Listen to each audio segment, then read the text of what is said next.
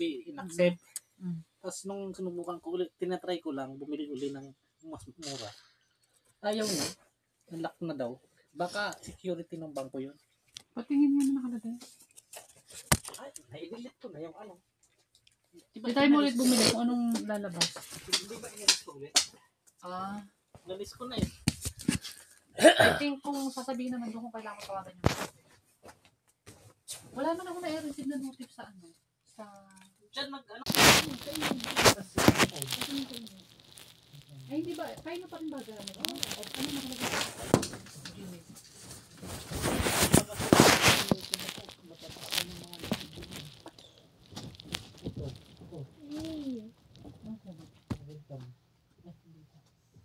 Ito lang oh.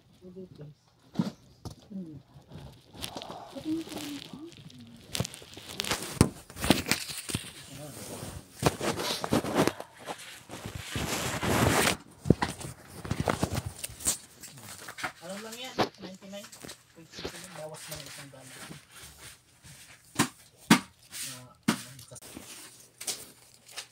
Ayan yung ano, granay ko yun.